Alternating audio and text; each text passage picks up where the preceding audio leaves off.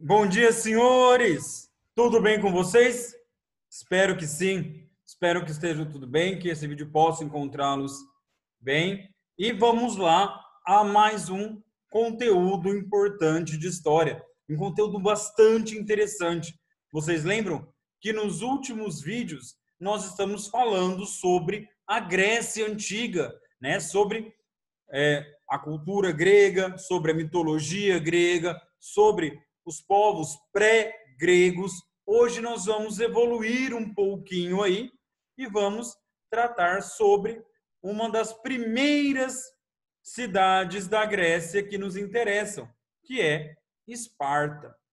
Bom, só para a gente deixar uma coisa bem clara, a Grécia ela não vai ter uma unificação, ela não vai ser um país Grécia. Ela só vai ganhar, ela só vai se tornar um país na modernidade. Tá? Durante a Idade Antiga, durante a Antiguidade, nós vamos tratar como mundo grego ou civilização grega. Por quê? Porque vão ser dezenas de pequenas cidades independentes entre si. Essas cidades nós vamos chamar de polis. Serão as polis gregas. Polis é cidade-estado. Cada cidade ela era independente, ela era autônoma, ela tinha sua própria forma de governo, ela tinha sua própria forma de organização social, ela tinha sua própria moeda, sua própria forma política, tá? Suas leis independentes. O que junta, então, essas polis para criar uma civilização grega? A língua, a religião e os traços culturais. Tá? Mas do resto, cada cidade ela é autônoma, ela é independente. E aí nós vamos olhar algumas dessas cidades-estado. E a primeira delas que nos interessa para a aula de hoje é a cidade de Esparta.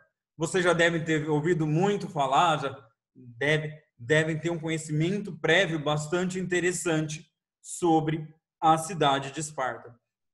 A cidade de Esparta, ela vai ficar nessa região aqui, bem ao sul da Península Balcânica, né? Uma região que a gente vai chamar de Peloponeso. No Peloponeso, especificamente na região da Lacônia. Tanto que uma expressão que se usa até hoje aqui é lacônico. Lacônico é alguém que não fala, é alguém que responde brevemente, alguém que, quando você pergunta as coisas, sim, não, tá, faço, vou. Isso é ser lacônico. Por quê? Porque isso fazia parte da cultura espartana. Tá? Esparta, ela vai ser uma região que, apesar de ter um rio muito bom, apesar de ter áreas agricultáveis muito boas, ela não vai ter bons portos, ela não vai ter boas praias, ela não vai ter uma boa saída para o mar. Apesar de estar à beira-mar, esse mar não é tão acessível à navegação.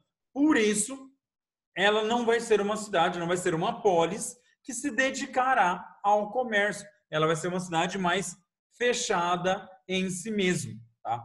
Pela imagem anterior, vocês já conseguem lembrar pelo que Esparta é famoso, né? O que Esparta nos trouxe de mais memorável. Muito a ver com a guerra, não?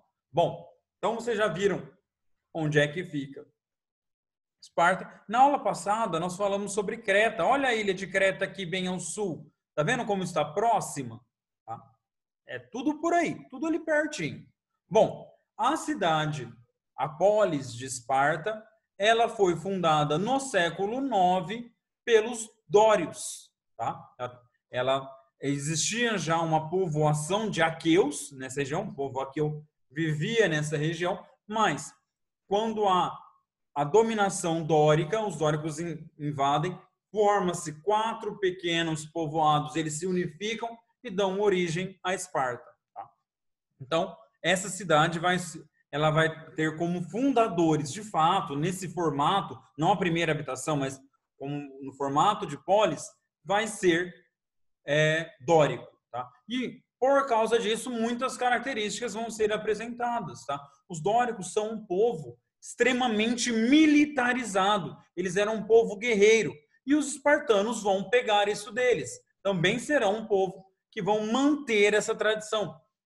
Aliás, ser dórico é muito importante para os espartanos.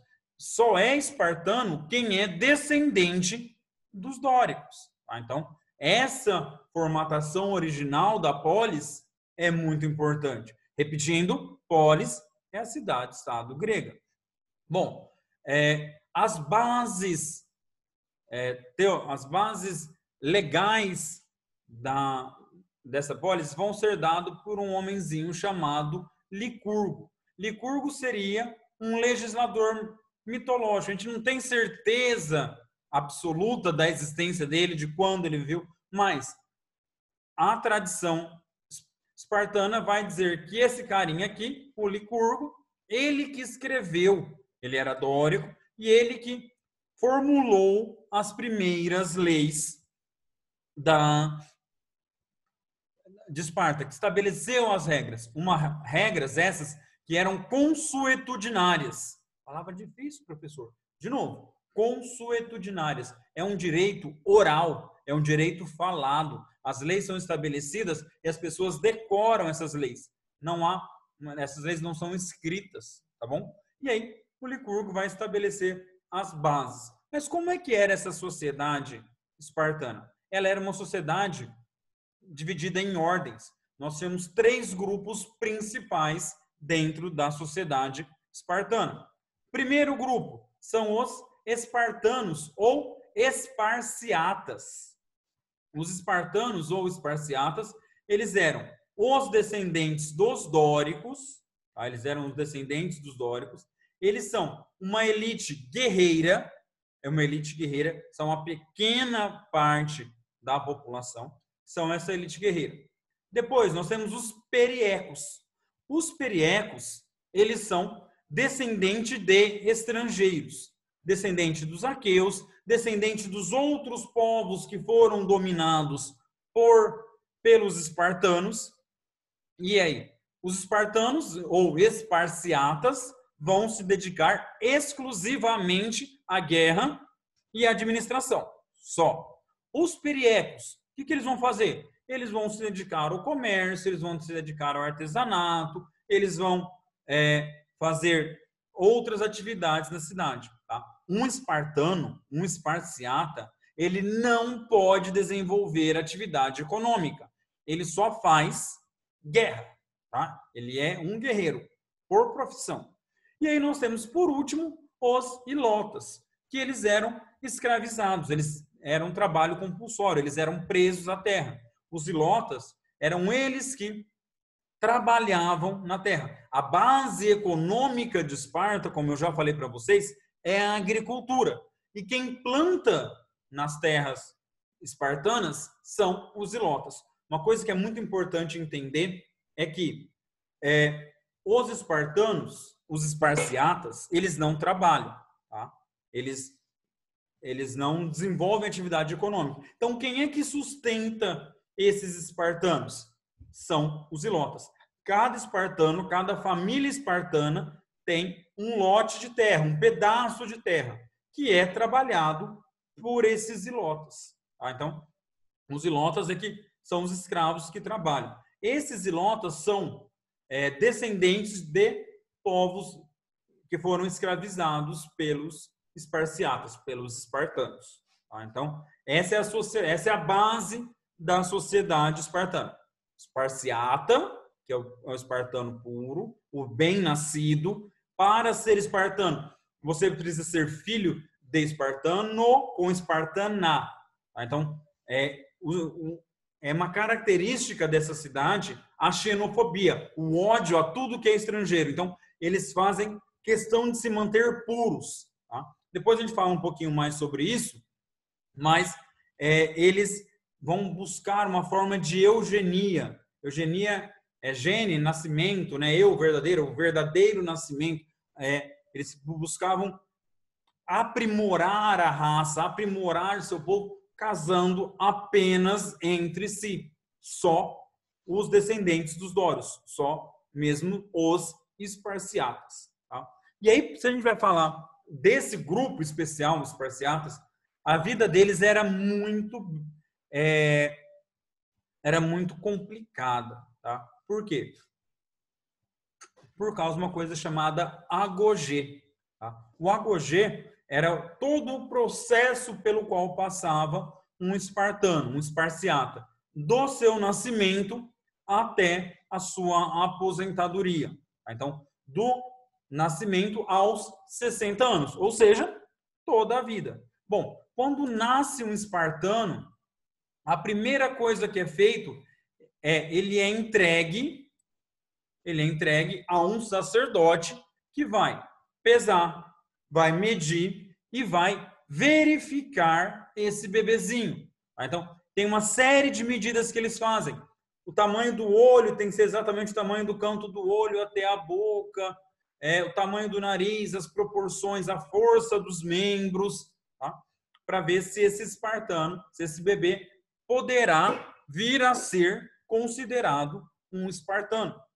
Eles dizem, e aí nós vamos conseguir compreender isso mais para frente melhor, que a força de Esparta é a força do espartano mais fraco. Tá? Então, eles não podem ter pessoas fracas. Então, o bebê ele é totalmente examinado. Se ele é visualizado, medido, pesado, para eliminar qualquer deficiência física, qualquer fraqueza, qualquer deformidade física ou mental. E aí, se ele é considerado apto, ele vai ser criado. Se não, ele é dispensado. Aí ele é jogado do alto do precipício e aí vai ficar no que eles chamavam de depósito. Olha a falta de humanidade, né? Ele vai ser jogado no depósito. Caso ele passe, caso ele seja considerado apto, do nascimento, do 0 aos 7 anos, ele vai ser criado pela mãe. Ele vai morar no gineceu, que é a casa, a residência da mulher, e aí ele vai ser criado pela mãe. Desde pequeno, ele vai ser instigado a evoluir. Então, logo depois dessa vistoria, ele já é mergulhado num balde de água gelada para fortalecer, para aprender.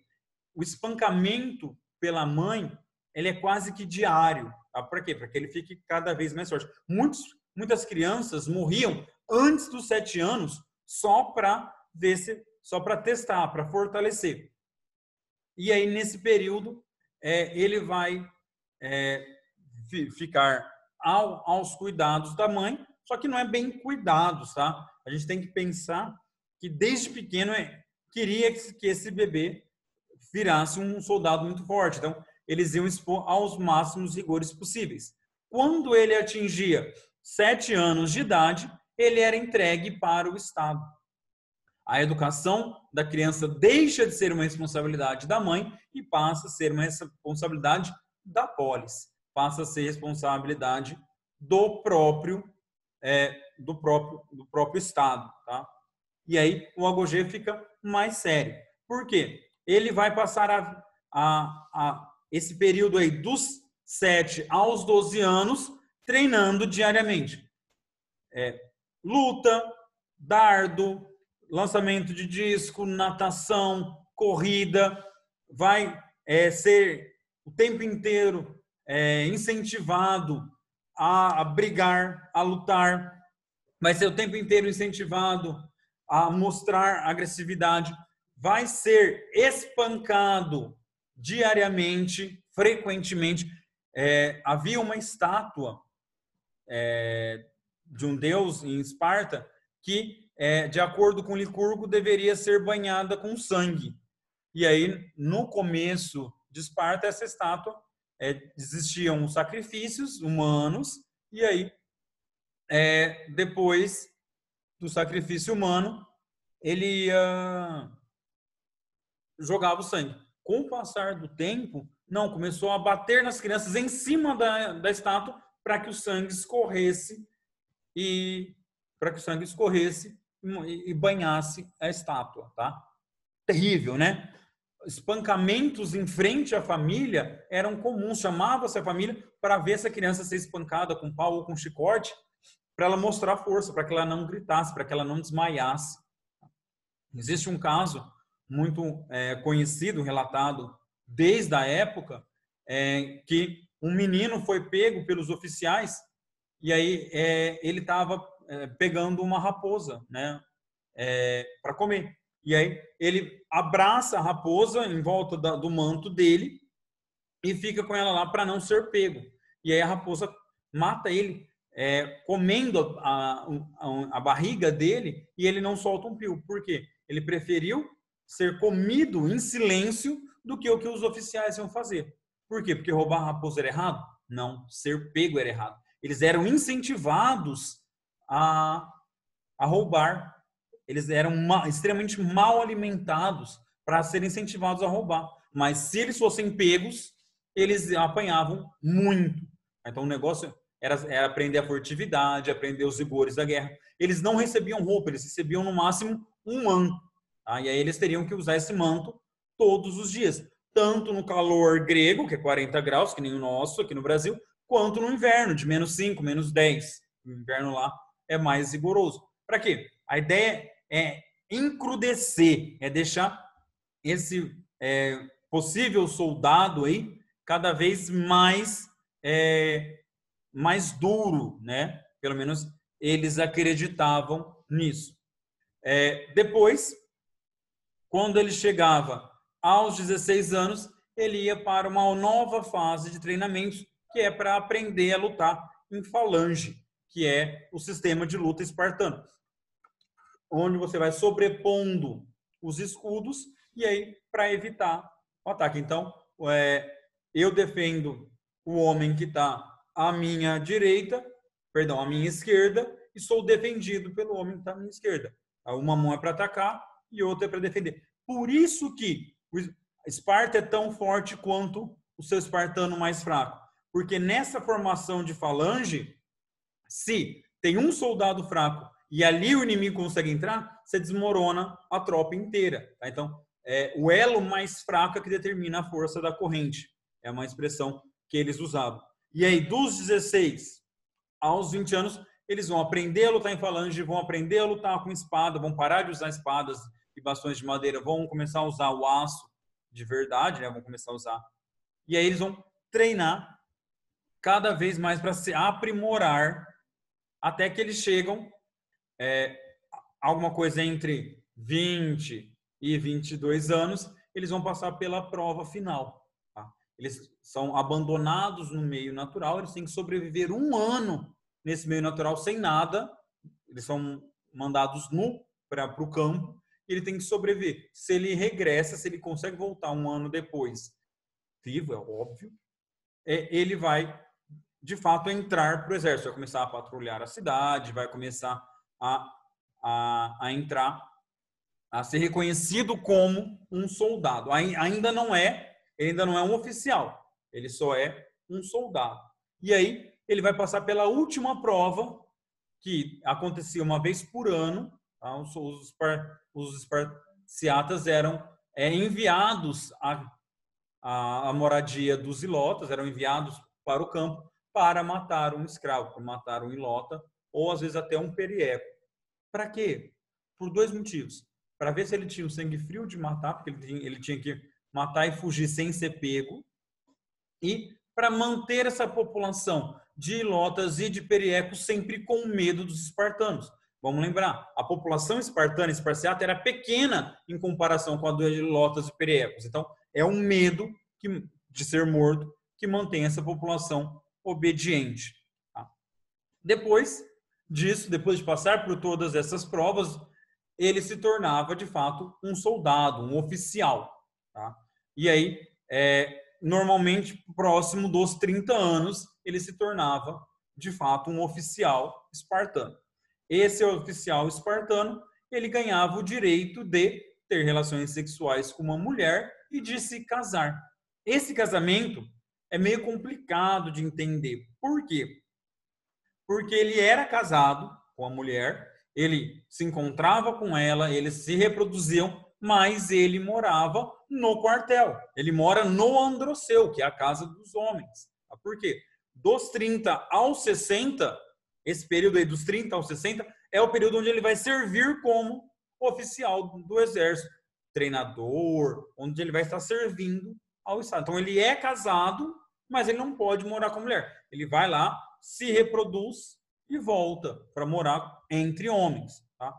E finalmente é uma vida totalmente voltada ao exército. É uma vida onde ele vai realmente passar servindo a Esparta, para poder, aos 60 anos, poder se aposentar. E aí, quando ele completa 60 anos, é que ele vai poder morar com a esposa dele.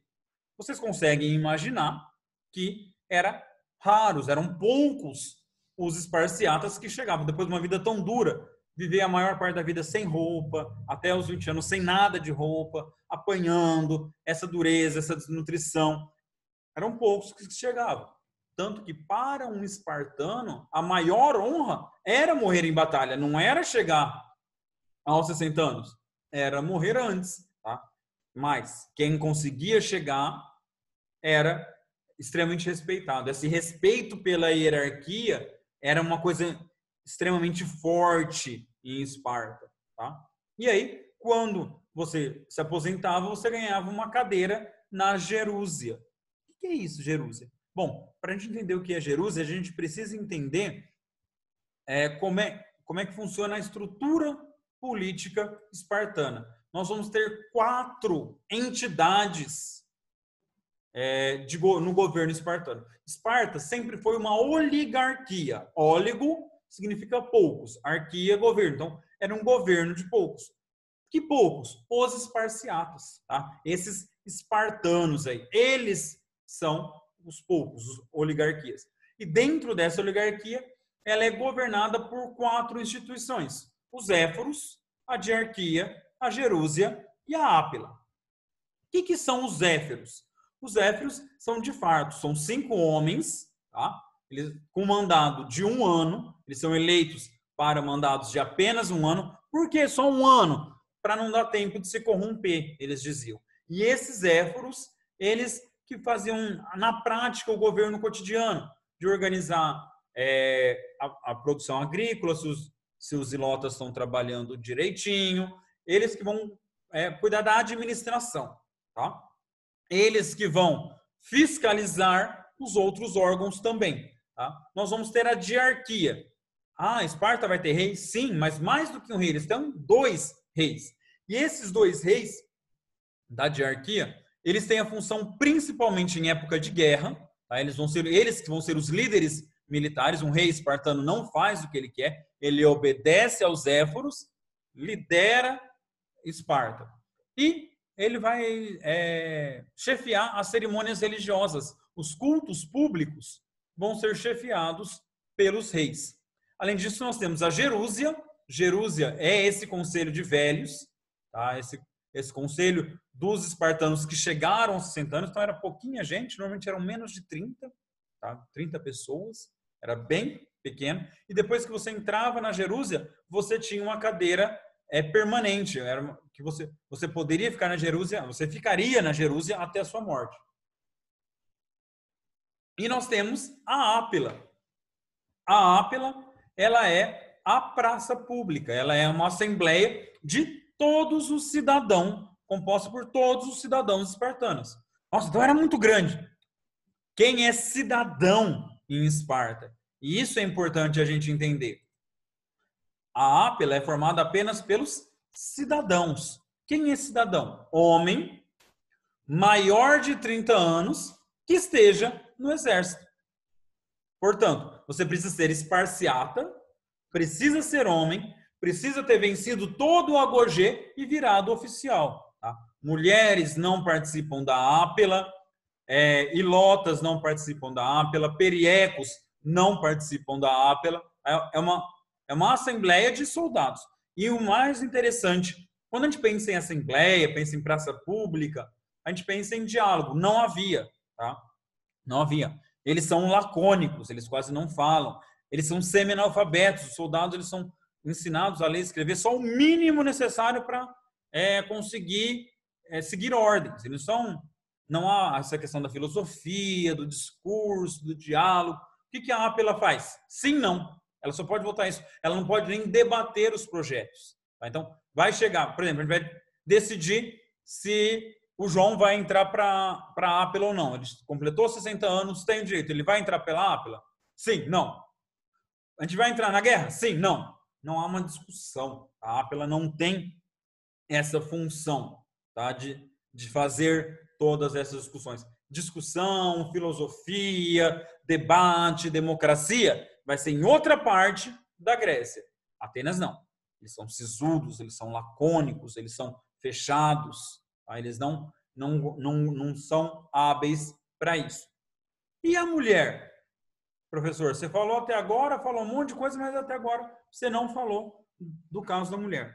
A mulher espartana, ela é muito diferente da mulher grega comum. Por quê? Primeiro, a mulher espartana, ela tem voz. Ela fala, ela tem participação, ela que organiza o patrimônio da família, ela que administra a propriedade da família, ela, já que o marido está no quartel, o marido está servindo como soldado, é ela que administra os bens, é ela que vai comprar as coisas da casa, é ela que vai administrar o dinheiro, é ela que vai mandar nos empregados, tá? Então a mulher tem esse papel.